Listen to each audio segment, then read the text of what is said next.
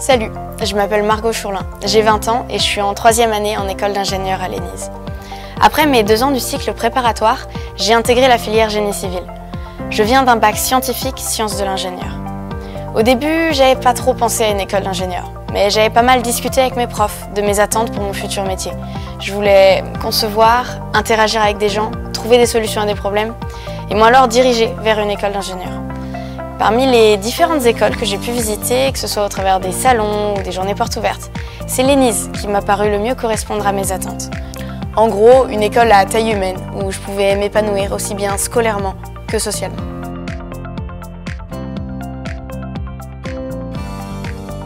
Le cycle préparatoire, c'est 2 années, au cours desquelles on découvre le supérieur et on commence à nous parler des domaines d'expertise de l'école, dont le génie civil, le génie mécanique et le génie physique, parcours génie sensoriel.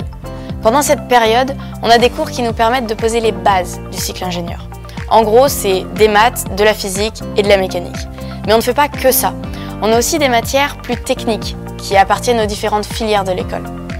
Pour donner des exemples, on a appris à analyser un système mécanique ou encore comment est conçu, dans les grandes lignes, un bâtiment. L'avantage, c'est qu'on n'a pas que des matières théoriques. On a aussi des matières pratiques qui nous permettent de voir où on va et pourquoi on fait des maths et de la méca. Et ça motive.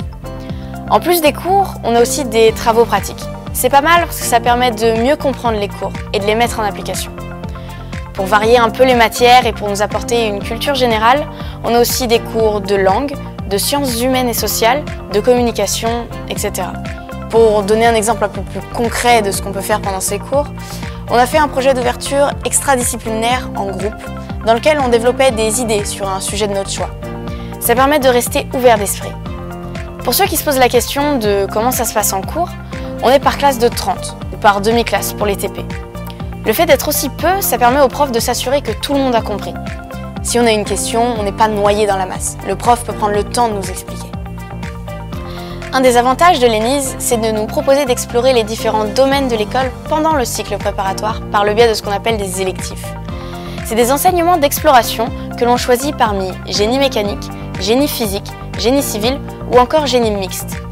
Alors pas d'inquiétude, c'est quelque chose de différent du choix des spécialités du cycle ingénieur et c'est absolument pas bloquant.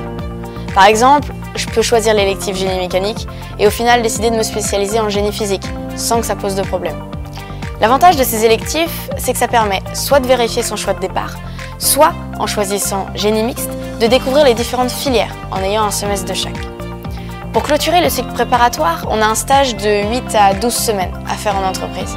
Pendant cette période, on découvre le monde professionnel et la vie en entreprise. Ça permet de tester son relationnel, de se créer des contacts et de faire un premier pas dans la vie active.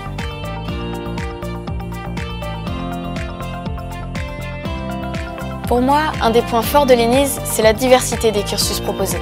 Cette variété est aussi présente dans le cycle préparatoire, aussi bien grâce au tronc commun qu'aux électifs. On a la possibilité de tester un peu tout. Ça permet d'être sûr de ce qu'on veut faire et puis ça donne aussi une bonne culture technologique. Un autre avantage à rentrer à l'ENISE en cycle préparatoire, c'est qu'il n'y a pas de concurrence entre les élèves. On est déjà dans l'école, on n'a pas de concours à la fin, donc ça sert à rien d'être le premier et d'écraser les autres. C'est même plutôt le contraire. Il y a une bonne entente au sein des étudiants. Si on a besoin d'aide, on peut toujours demander à d'autres étudiants, qu'ils soient de notre promo ou de celle d'au-dessus.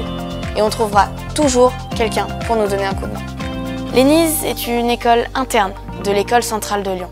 Et cela nous apporte de gros avantages, notamment la possibilité, pour les étudiants qui ont suivi le cycle préparatoire, de suivre le cycle ingénieur à Centrale Lyon et donc d'obtenir un diplôme central.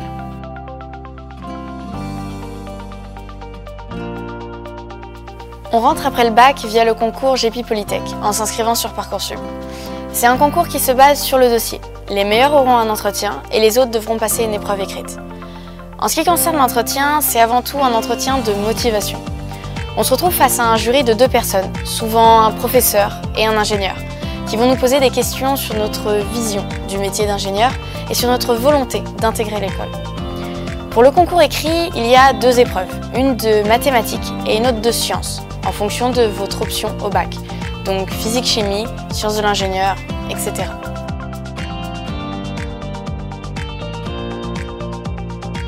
L'école veille à ce que les étudiants évoluent dans de bonnes conditions. Elle a mis en place différentes manières d'y arriver. On a des temps réservés pour le sport et pour les projets associatifs, ce qui nous permet de nous défouler et d'apprendre par d'autres moyens que les cours. Par exemple, je suis la trésorière de l'association qui gère le gala de l'école, et ça m'a permis d'apprendre à gérer des comptes et d'avoir de réelles responsabilités. On a également un professeur qui nous suit tout au long du cycle préparatoire. On a plusieurs rendez-vous avec lui pour discuter de notre parcours et de notre ressenti sur la vie dans le supérieur. Il peut également nous apporter une aide dans le choix d'une spécialité ou dans la recherche de stage.